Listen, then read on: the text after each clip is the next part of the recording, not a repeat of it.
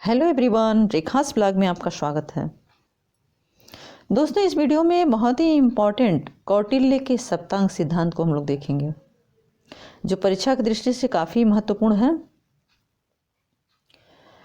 कौटिल्य ने राज्य की तुलना मानव शरीर से की है तथा उसके सावयव रूप को स्वीकार किया है। राज्य के सभी तत्व मानव शरीर के अंगों के समान परस्पर संबंधित, अंतर्निर्भर तथा मिलजुल कर कार्य करते हैं।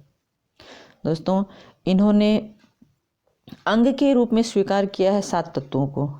जिस प्रकार से शरीर के स्वस्थ रहने के लिए अंगों का स्वस्थ रहना जरूरी है, उसी प्रकार से इन अंगों का संतुलित और सही रहना बहुत जरूरी है। कौटिल्य ने भारतीय राजनीति के रंगमंच पर प्रथम विचारक है जिसने राज्य को पूर्ण रूप से परिभाषित किया। कौटिल्य ने राज्य के 7 अंग माने हैं। राज्य के 7 अंगों के कारण ही राज्य की प्रकृति के संबंध में कौटिल्य का सिद्धांत सप्तांग सिद्धांत कहलाता है। अब अन्य विद्वानों की तरह इन्होंने राज्य के 4 तत्व नहीं माने। जैसे राज्य के 4 तत्व बताए गए हैं: निश्चित भूभाग, जनसंख्या, संप्रभुता और सरकार। पाश्चात्य विचारकों ने यही 4 तत्व बताए हैं, लेकिन कौटिल्य ने राज्य के 7 अंग या तत्वों की चर्चा की है: राजा, अमात्य, जनपद, दुर्ग, कोष, दंड और मित्र। तो इसको हम लोग डिटेल में देखते हैं। राजा, जो कि राज्य के केंद्र में है और इसका महत्वपूर्ण अंग है राज्य का। कौटिल्य ने राजा को राज्य का केंद्र व महत्वपूर्ण अंग माना है और राज्य की तुलना शीर्ष से की है। शीर्ष यानी सिर से की है।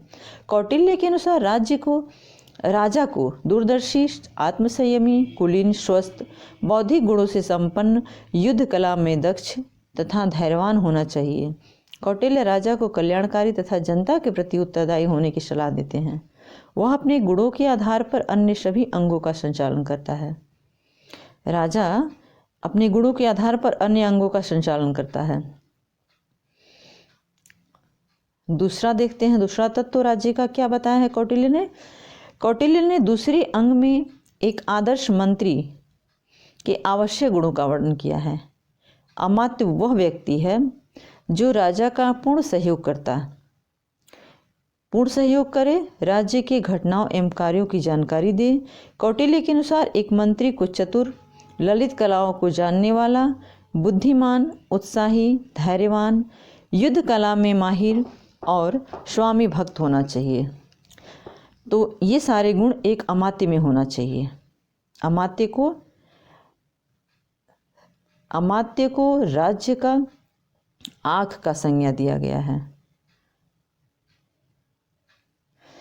अब देखते हैं तीसरा तत्व क्या है। तीसरा अंग है जनपद। कौटिल्य के अनुसार जनपद तीसरा महत्वपूर्ण अंग है। इसकी तुलना पैर से की।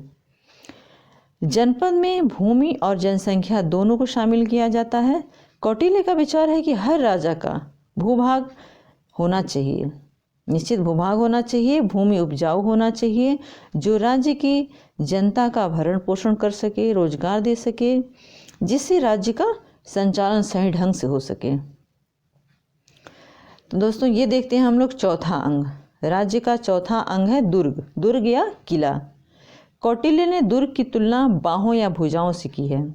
उसके अनुसार राजा को अपने जनपद की सुरक्षा के लिए ऐसे किले बनाने चाहिए जो चारों दिशाओं से रक्षा करें, चारों दिशाओं से शत्रुओं से रक्षा करें राज्य की। कौटिल्य ने 4 प्रकार के दुर्ग बताए हैं। उन्होंने 4 प्रकार के दुर्गों का वर्णन किया है जो राजा को बनवाना चाहिए अपने राज्य के चारों तरफ, चारों दिशाओं में।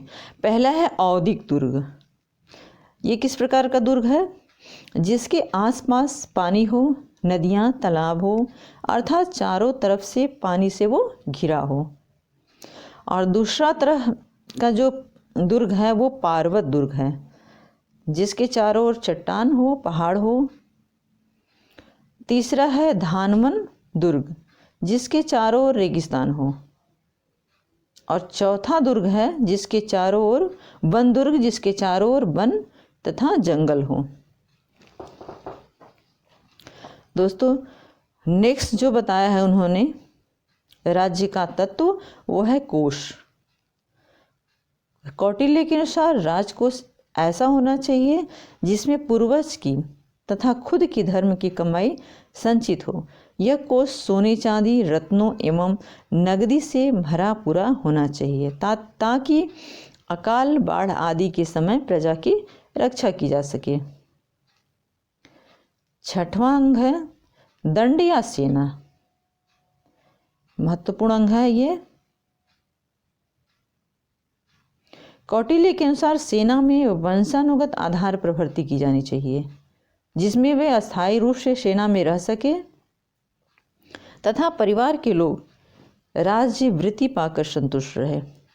वंशानुगत आधार पर भर्ती किए गए सैनिक युद्ध कौशल से परिचित होंगे, युद्ध कलाओं में निपुण होंगे, क्षति तथा दुख सहने की आदी होंगे।